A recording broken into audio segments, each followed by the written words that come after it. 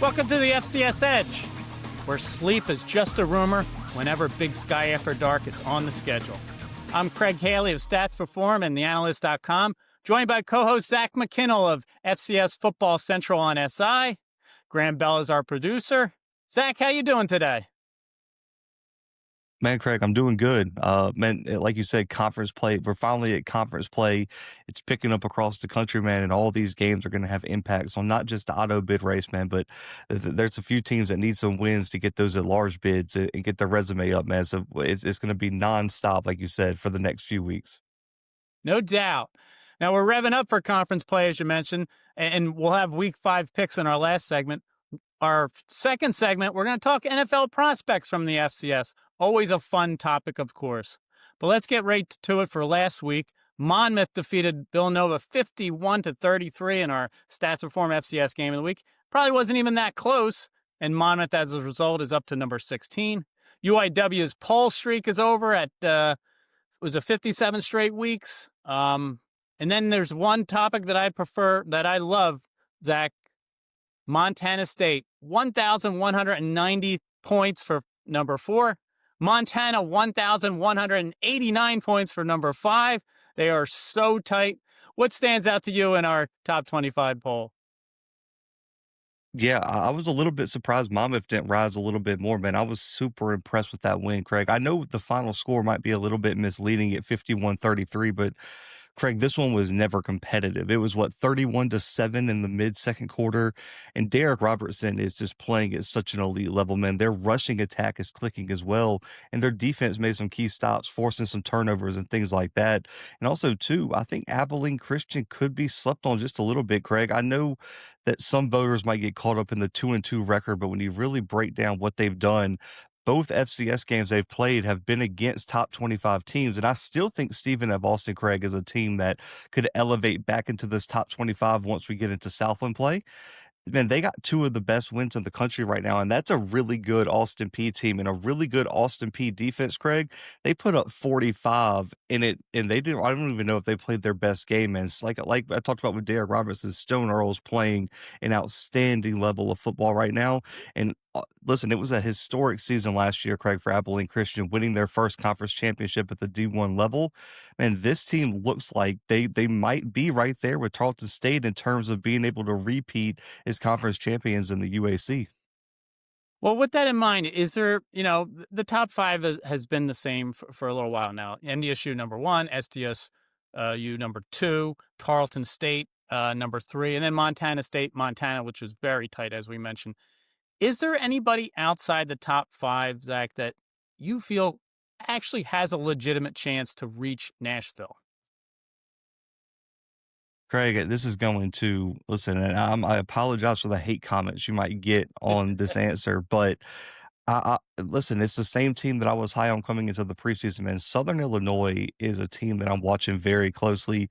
Craig, there's only a handful of players, and we talk about quarterback play, right? And a lot of people like to use game managers versus game changers. I like to use trucks versus trailers. There's a very few trucks in FCS football at the quarterback position. DJ Williams is like a supercharged truck for Southern Illinois. If you go watch his game, Craig, he changes the level of this team's play, man, with his legs, some of the throws he's making. He elevates this team to just an absolute different level. And we've seen this, right, Craig? Lindsey Scott taking that Incarnate Word team deep into the playoffs. We've seen these next level quarterbacks take these teams deep into the playoffs. I think Southern Illinois is a sneaky team, Craig. This was a team last year that started out really hot, right? Then they lose a bunch of players due to injury. They're staying healthy right now. DJ Williams really and truly, Craig, I know Derek Robertson is going to have the stats and everyone's can't overlook it, right? I'm not taking anything away from him.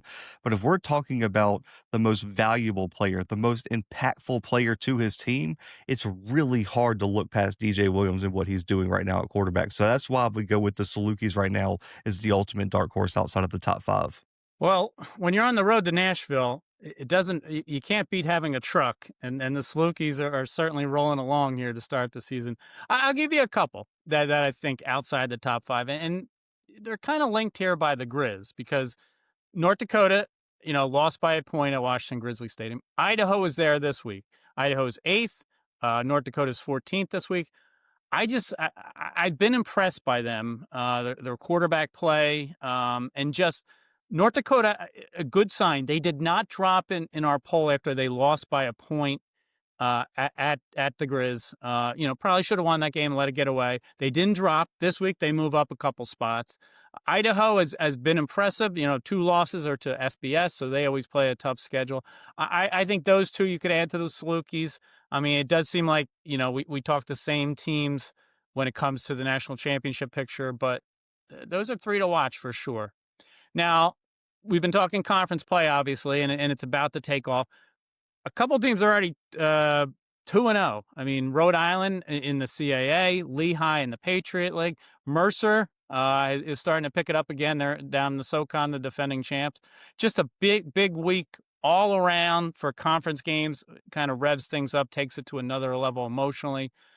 Which conference or conferences, Zach, do you feel differently about now than maybe before the season? The races, that is.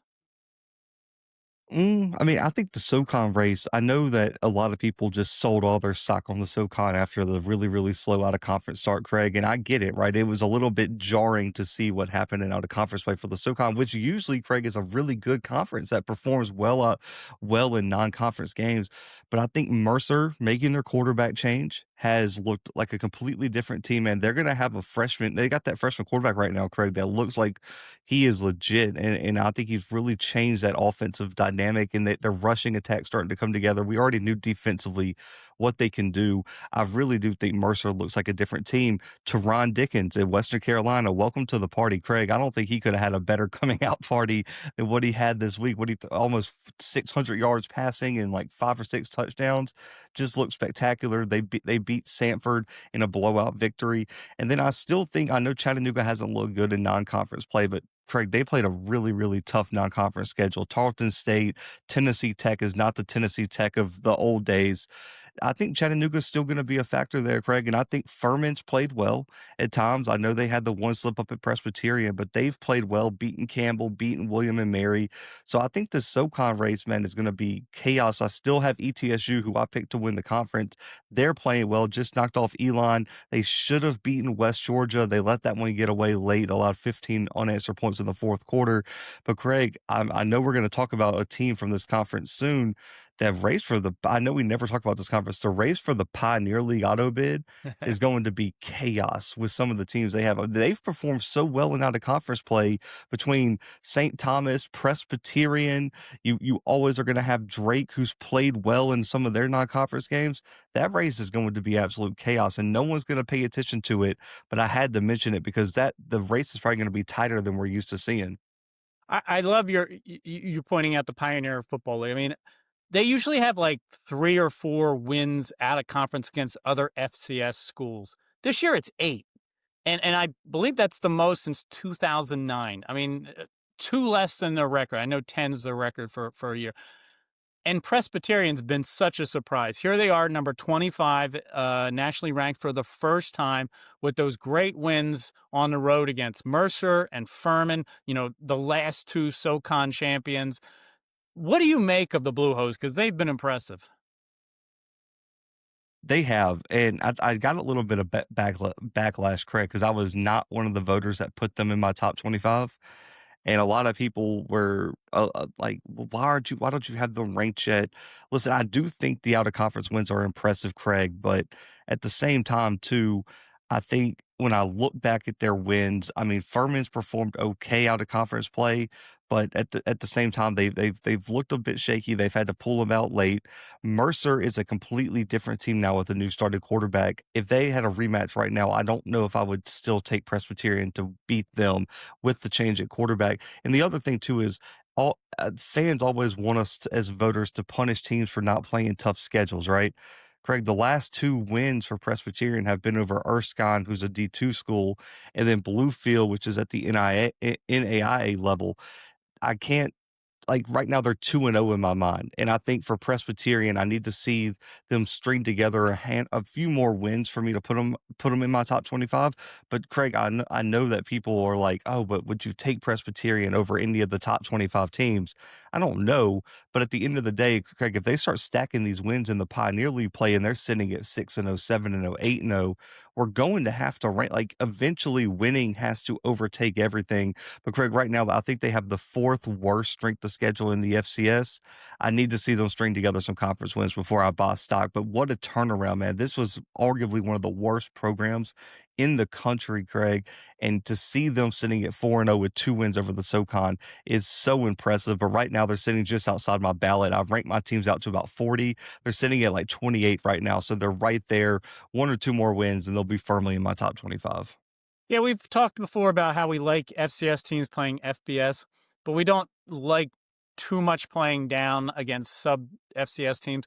Certain conferences like the PFL, it makes sense, but you don't want to schedule two. One of those games is enough. I mean, Presbyterian doesn't need to be playing two here, and it just worked out they had those games on their schedule on a year that they have a terrific team. So that's a great race.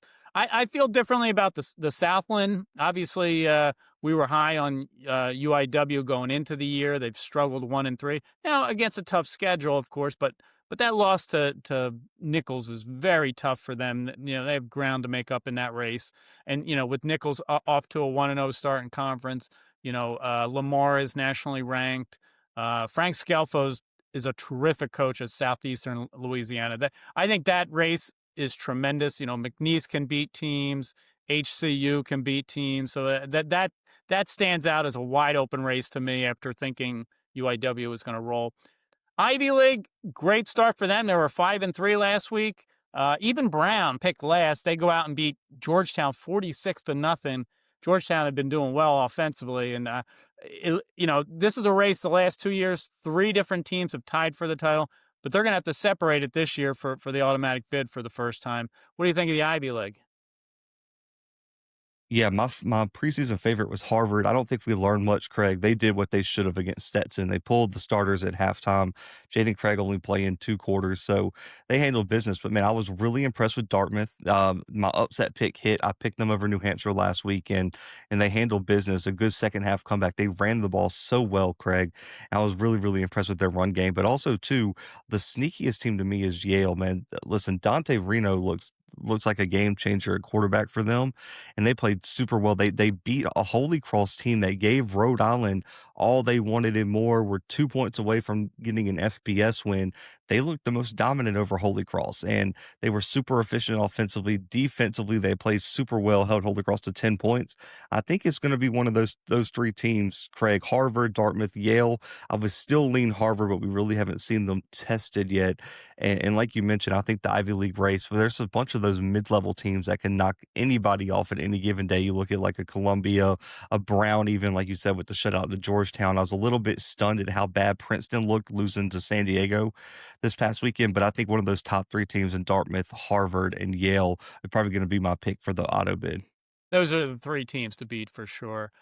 Now, if these are the best conference races that we foresee, is there which ones do we think maybe will have a runaway winner? I mean, who's threatening to just pull away from the pack? Any particular teams? Yeah, the OVC Big South might just be a bloodbath, Craig. I think Tennessee Tech might just wreak havoc in that conference. Now, UT Martin and SEMO have played a really tough out of conference schedule, so maybe I'm not giving them enough credit, man. But Tennessee Tech has been arguably, outside of maybe North Dakota State and Tarleton, one of the most dominant teams in the country to start the year. They look so good. Craig, I don't even know where their weakness is. They blow out Chattanooga in a key out of conference game, and I really do think I don't see anybody challenging them, especially with Tennessee State losing as much as they did. Lindenwood has looked okay, but I still don't think they're on Tennessee Tech's level. So the OVC Big South is one. I also think too, I don't want to, but like the Patriot League almost looks like it could be a runaway. I think Lehigh is heads and shoulders above the rest of the Patriot League, and I would not be surprised to see Lehigh walk to that auto bid once again, man. They're so talented on both sides of the ball. The problem is they have played down to their competition at times, and that's going to be the key is can they play at this high level that we've seen through I would say throughout most of the end of last year. That's going to be the key and no slip ups. But with them already beating Richmond, Craig, I don't know if there's another team in the conference that I see really pushing them. Yeah, those are good choices. We certainly like parity and like tight races, so we don't want to see too many teams pull away. I think last year's champions, overall, North Dakota State, FCS national champion, they could possibly run away here from the Missouri Valley. I mean, obviously they get South Dakota at home this week. Terrific matchup. Two of the co-champions last year with South Dakota State. Now, let's say NDSU wins that and then beats South Dakota State. Now, you got to figure that they could pull away. Jackson State, the other one, not been overly impressive to start the year, but they're probably still the class of the SWAC, given all the talent they have. It'll be interesting to see what they do at Southern this week. I mean, they should win that, but it is on the road. I think those teams stand out. And the CAA, I mean, it's the biggest conference. I think Rhode Island, off to the 2-0 start. When it's that big of a conference, and we've talked about it, you're not playing everybody. And I think the Rhode Island schedule shapes up that they can pull away here, and we'll see. But terrific races. Looking forward to all of them, and we're certainly looking forward to this week's conference schedule. We'll be talking about that on segment 3 today, our Pick'em segment. But we're going to come back with segment 2 and talk NFL prospects from the FCS level. As we go to break for the FCS Edge, we're going to look at this week's Week 4 Stat Perform FCS teams and players of the week. This is the FCS Edge.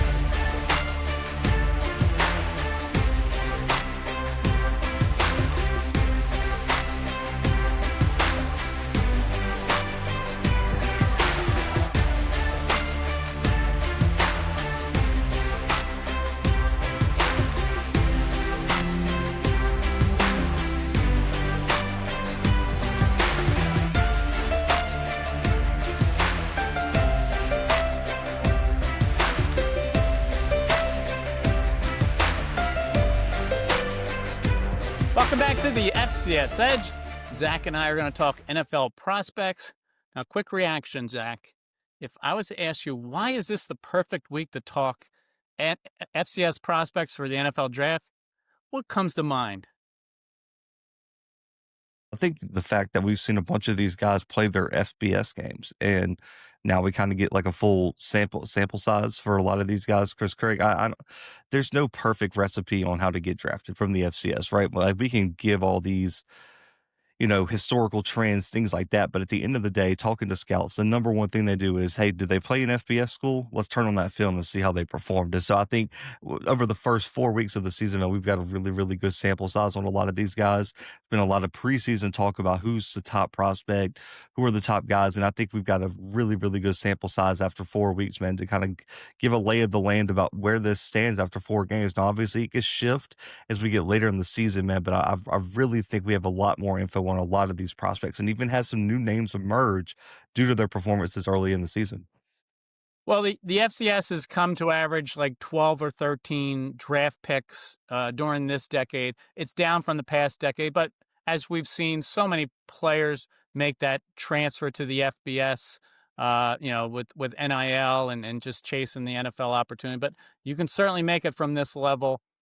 Now, you and I have come to feel that a player who only makes a 1-year transfer after playing the majority of their career on the FCS level, we count those players for NFL draft picks still, and with good reason. Now, once they hit 2 years at an FBS school, no, we don't. We consider them FBS at that point. NDSU has just been the dominant power. I think they're 14 NFL draft picks since 2014. Gray Zabel and Cam Miller were their draft picks this past April. The MV FC is leading the way with draft picks. Maybe like a third this decade. It's just that's where you go look if you're an NFL team now. The highest pick ever to come out of the FCS was a quarterback, Carson Wentz. He went number 2 out of NDSU to the Eagles in 2016. He's back leading the Vikings now. Let's talk quarterbacks because there's another one, following Cam Miller at NDSU, Cole Payton. You got Chase Mason at SDSU following Mark Gronowski. That to me, that's a great storyline. Here you have 2 prospects from the FCS level that are only going to be 1-year starters. You don't see that too often. Usually these FCS quarterbacks that go to the NFL are there 3-4 years leading the way. What do you think of Chase and Cole as NFL prospects? Yeah, I think it speaks to the recruiting, Craig, because for these guys to be so ready, as soon as their name's called, speaks to the development behind the scenes and recruiting and identifying athletes that fit your scheme and then developing those guys into really good quarterbacks. And I think Cole Payton's play, Craig, I know people are going to point at the schedule not being the toughest, but talking to scouts, I talked to a scout 2 weeks ago, Greg, about Cole Payton. He said if he sees what he saw on film against SEMO, he's going to be a lock for a draft pick. And he said that no one else in the FCS is going to have a shot to beat North Dakota State if he's playing that well. He's making the throws. He's looking calm in the pocket. He's not turning the football over. And those are all things that were question marks coming into the year. I think Cole Payton's checked off a ton of boxes. And I think Chase Mason's done well. The biggest thing is not holding the ball too long, Craig, not taking too many sacks. You saw in that Sac State game, there were just times where if he was just looking to make a play and Sac State's defensive line was able to get to him and collapse the pocket. But I think Cole Payton, out of all the quarterbacks, has probably done the most to raise his stock, right? Because you saw Chase Mason, Craig, get a lot more pub this offseason in terms of an NFL prospect than Cole Payton. I think Cole Payton right now has probably surpassed Chase Mason, and I really, really like what Cole Payton's put on tape. And if he continues to do that through Missouri Valley play, Craig, it's going to be really, really hard to convince me that Cole Payton's not going to be one of the guys you hear his name called in the 2026 NFL draft. Yeah, I think we always knew these 2 players had great talent, and they flashed at times, but to do it in a full-time role really makes them stand out. I think coming into the year, maybe Jaden Craig of Harvard was maybe the leading FCS quarterback prospect. I mean, he had a great junior year, 23 touchdown passes, only 3 interceptions. He's a good decision maker, but certainly, Cole Payton has lifted his stock to be in the mix. Derek Robertson, we talked to Coach Callahan last week about his big start at Monmouth. He's had 2 great seasons. Is Derek Robertson a quarterback prospect in your eyes? I think he is. I don't know if I just don't think he's going to get the level of attention that a Cole Payton, a Chase Mason, or even a Jaden Craig might be. But I do think Derek Robertson, just with the stats, is going to get a look. Now, I think it's going to be up to him to perform in all-star games or his pro day, whatever his opportunity may be after the all season. But I would still put Robertson. I know the gaudy stats are there behind those top 3, but man, some of the throws that he's made in the first few games, Craig, has just been amazing, man. He made that 1 touchdown pass against Villanova this weekend. Guy in his face, floated it up out there and just put it right where the wide receiver can go make a play for, man. He's made some outstanding throws. So I think Robertson would be right there. He'd be in that second tier quarterback prospect for me coming out of the FCS. Yeah, I think what stands out with him is they have so many weapons and they're that fast break kind of style. His quick release stands out. He's really getting the ball out quickly, just from the style of play Monmouth plays. So he's certainly risen his stock, of course. Aiden Bauman, there's another one. South Dakota, he's got that 6'5" size, very highly experienced. He seems like he's been there forever. Is he a prospect? Kind of. I think he's probably really hurt his stock this year more than anything. I don't think he's played very well. And Greg, you know this with FCS prospects, if you're not almost perfect, man, it's really, really hard to continue to be on a radar. I think Bauman has that prototypical size, like you said, at 6'5", over 200 pounds, but he just has not played well this senior year, Craig. He's going to need a big bounce back into probably a really, really good performance in a postseason All-Star game. I really view him not really as an NFL guy, but maybe like a second tier to league guy, someone that can go to the CFL, someone, UFL, something like that. That's probably where I would put Bauman. I don't think he's the level of quarterback prospect as those top three guys at all. Yeah, and also, I mean, we refer to these players as NFL draft prospects. They're NFL prospects because some of these guys will, if they don't get drafted in today's, game, they're they're signed instantly when you're a priority free Yeah. agent. The teams are talking to you saying, "Hey, we want you to sign as a free agent." So they're just NFL prospects. They just want to get in camp and get an opportunity. Now, the one thing from the FCS level that stands out has been offensive linemen. And this year, there's not as many as there has been. Seemed like going into the year, there were a lot of pass catchers between tight ends and wide receivers. Number one on that list would have to be Bryce Lance, Trey's younger brother at North Dakota State. Took off last year. The 17 touchdowns, receptions led the nation. Playoffs, he had 7 in 4 games.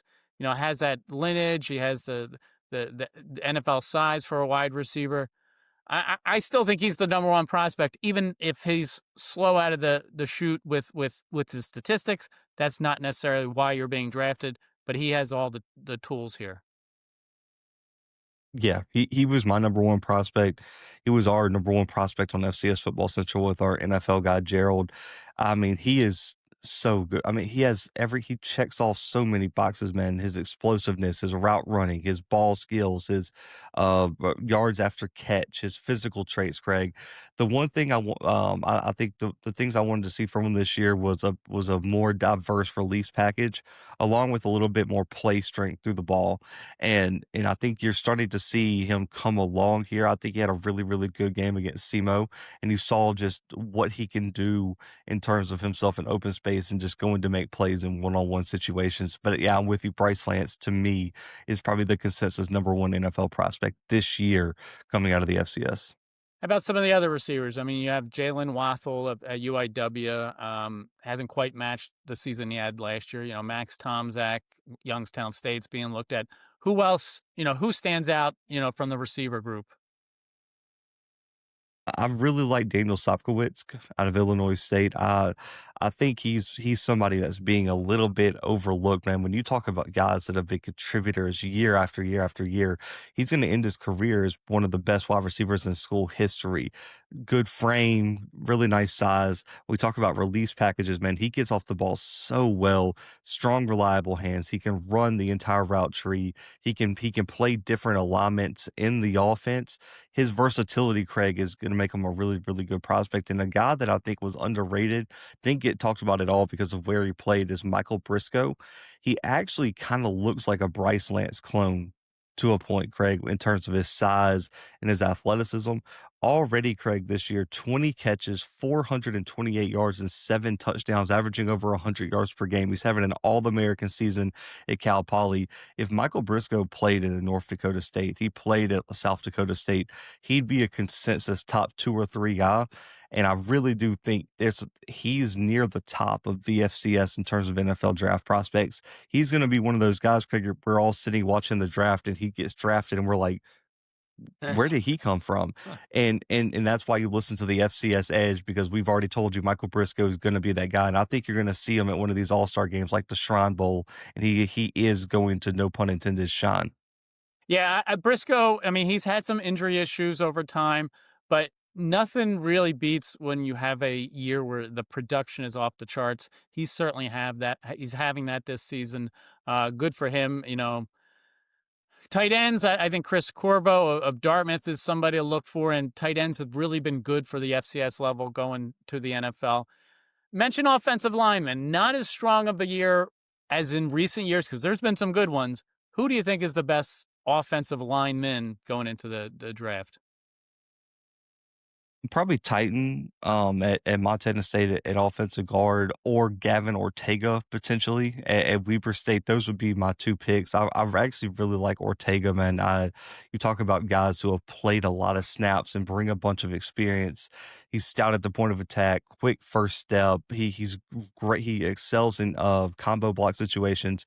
The one thing is, I don't know athletically what his ceiling is, Craig, in terms of his athletic profile. That's the concern. But I think Titan and Montana State, Craig, I think he projects. I'm not saying he is this guy, but he's very similar to Gray Zabel in the fact that I think what's going to happen, Craig, he's playing at offensive tackle right now. When he gets to these all-star games, when he gets to these pro days, they're going to move him inside.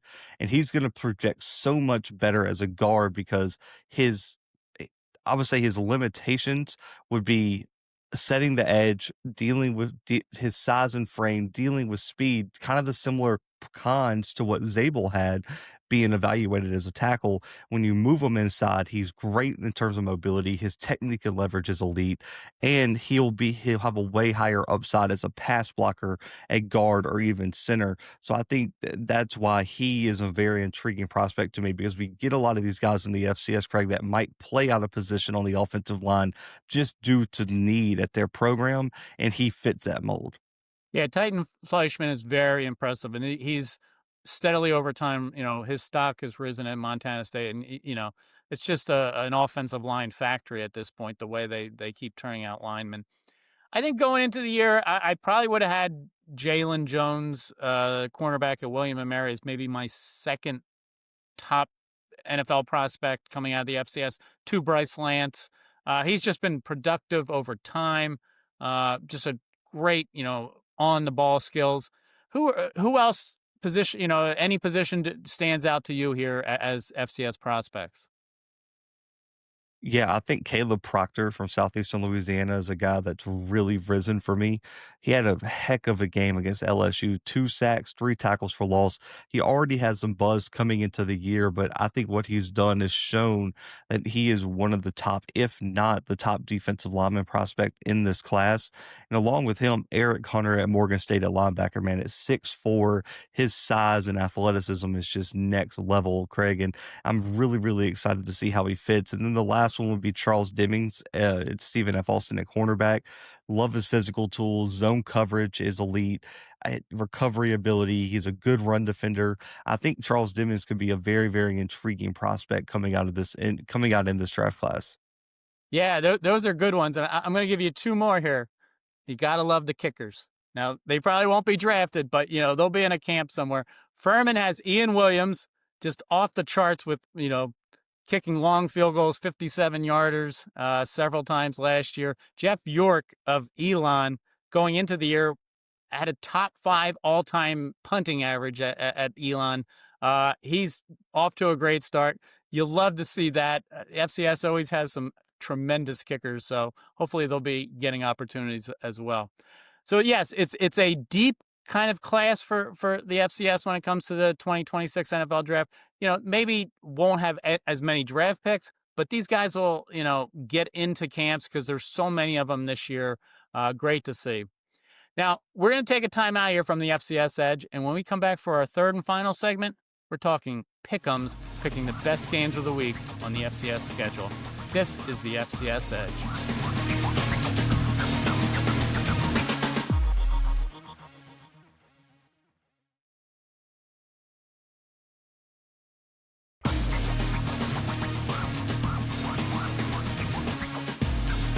Welcome back to the FCS Edge. Zach and I are ready for our pick'ems.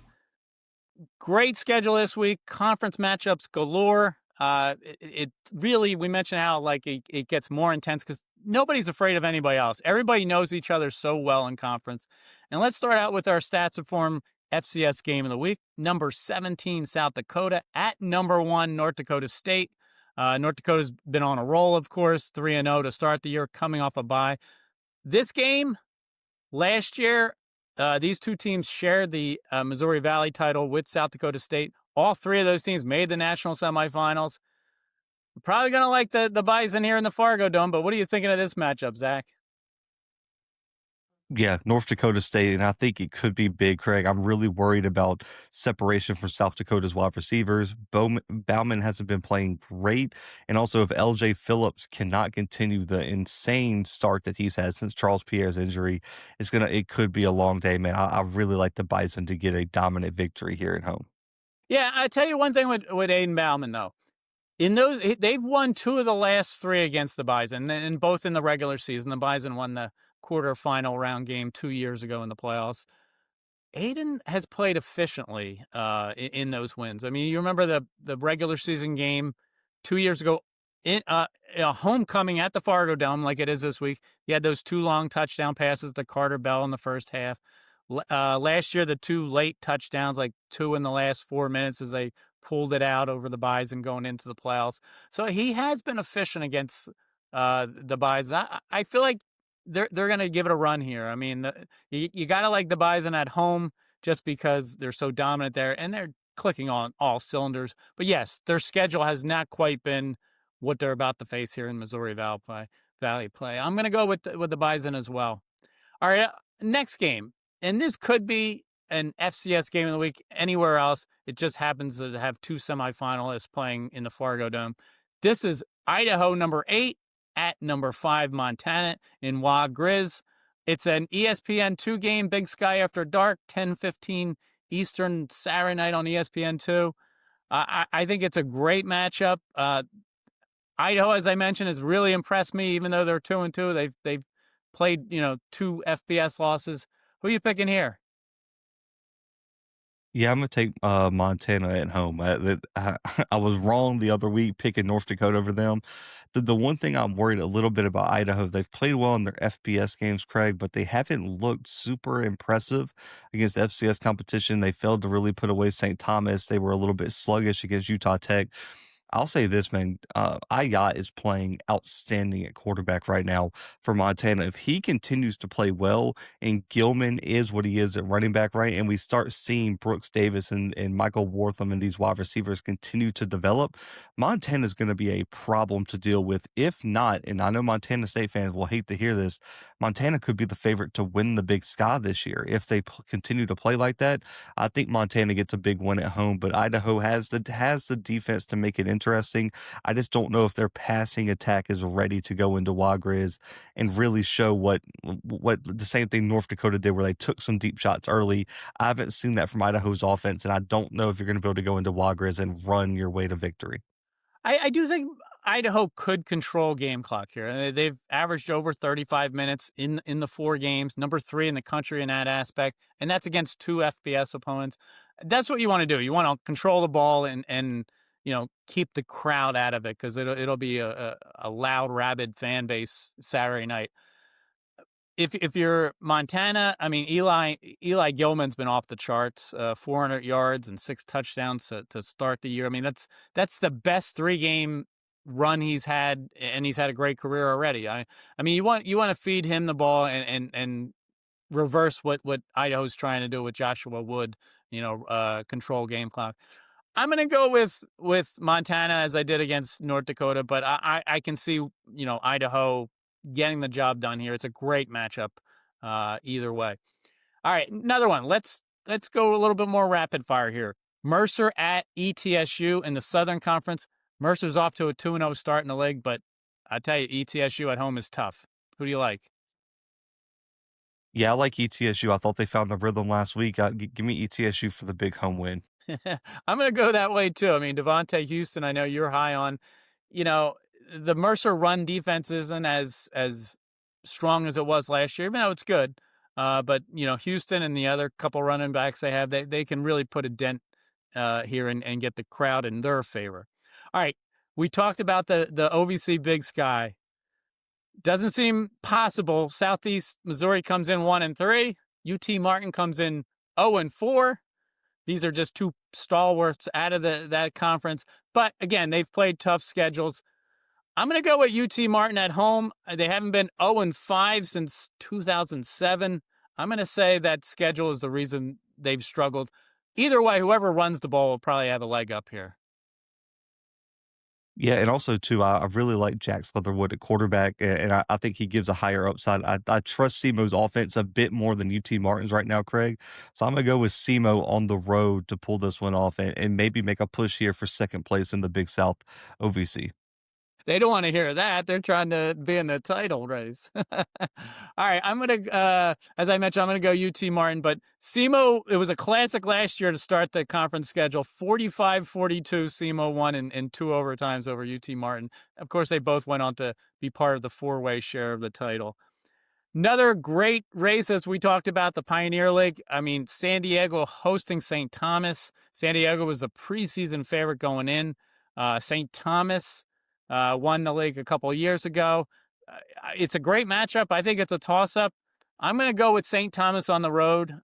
San Diego, they had that kind of game slug back and forth with Princeton last week, but at the same time, they can be, hurt against the pass. I'm going to say St. Thomas, with their versatility, can get it done here on the road.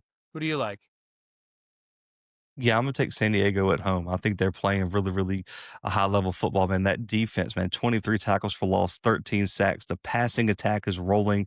They can get it done on the ground like they did against Southern Utah as well. Give me San Diego to get it done at home. All right, so that's a couple straight differences in a row. How about this one? Abilene Christian, number 12, on the road at UIW. They're 1-3. They were number 5 to start the year, and here they are unranked. These are two defending conference champions. I think is a great matchup. I'm going to go with UIW to get it done. Finally, I keep riding the horse on that one, and they keep falling short. EJ Colson has been a difference maker, even though he hasn't gotten a win yet. He leads the FCS in completion percentage after taking over for the last 6 quarters. Obviously, Stone Earl's been terrific as well for Abilene Christian. Picking the same, or are you going the other direction? Yeah, I'm going the other direction. Incarnate Word is going to have to prove it to me, Craig. Listen, I know I was high on them coming into the year, man, but I just haven't seen it. And the one concern I have is Abilene Christian is not known for their pass rush, but they've been dominant up front against the run. And I think that's going to create that. Incarnate Word's offensive line has just not been very good this year, Craig. And I don't think they can run the football. One dimensional is not going to get it done. And like you mentioned, Stone Earl's playing at such an elite level. Give me Abilene Christian with another statement out of conference win. Great matchup. All right, the United Athletic Conference. We talked recently that we feel that's the third best conference. It was last year. It seems to be the same. Here we are, West Georgia going to Southern Utah, and just think, that's without talking Abilene, Tarleton, Eastern Kentucky. It's just a deep league. It's a great matchup. I like how Southern Utah has been able to answer the question about, do you replace Tarji Lamson? They've done so with Joshua Dye, UTEP transfer. I'm going to go with Southern Utah at home, but all the momentum's going right now with West Georgia. Tell us about this matchup. Yeah, this is just one of those gut upset picks, kind of like my Dartmouth, New Hampshire pick last week, which hit. And sometimes you just have to go with the upset, Craig. And I like Southern Utah at home. They're going to be so desperate, and they've played really well. 2 of their 3 losses have come by 3 points. And I think the rushing attack, and along with Bronson Barron playing at such a high level, I think they win a shootout. And I think Lando Brown in that defense has another good performance, forces one too many turnovers from West Georgia, and they escape with a close win. That's another fun matchup. All right, let's go to the SWAC. It's last year's championship game. Jackson State is going to Southern. Jackson State has won this 6 times since 2021. They just keep beating Southern. Before that, Southern was on a roll against the Tigers, but do we see an upset in this one? No, give me Jackson big. Yeah, I agree. I mean, it seems like they need that statement kind of win, and then they would have no problem doing that against Southern, one of their rivals. Just great conference matchups all around. I mean, you go to the CAA, you have William & Mary at Villanova this week. We talked about Tennessee Tech going to Tennessee State. That's another one, conference champions last year in the Big South, the OVC. Eastern Washington, a little bit more encouraging last week at Montana State, who's looked vulnerable. That's in the Big Sky. UTRGV, how legit are they? They're 4-0 at Southeastern Louisiana in the Southland. This is where their schedule gets much tougher. It'll be cool to see what the Vaqueros are going to do here. There's so many games. What are you looking forward to the most here this week in the FCS? Yeah, those 2 ranked matchups, man, are gonna be so good. I'm so glad we finally get conference play, and we finally get some answers on teams that we really don't know what to judge. North Dakota State, everyone says they haven't been tested. That changes this week, along with Idaho, right, where we don't really know what they are. They really weren't tested in FCS out of conference play. 2 FBS games that they played well. Are they gonna be a true factor? And then we get more clarity on a lot of these conference races, man. And a lot of teams, Craig, it's only week, what is it, 5? There's some must-win situations this weekend, man. So does that desperation kick in for teams like Incarnate Word and Southern Utah? I cannot wait to see it. And listen, like I said last week, go ahead and get you another TV because you're going to need the quad box again this weekend. Well, as we mentioned, sleep is just a rumor, and it will be that way the rest of the week. I mean, the stakes are raised here. We're at conference play. It's probably our favorite time of the year just because of that, how many wacky results you get. Zach, I want to thank you for this week's episode. We want to thank Graham Bell as well, our producer, and our viewers and listeners here on the FCS Edge. We hope you enjoy this week's slate of games. It's terrific, and we hope to talk to you again next week on the FCS Edge.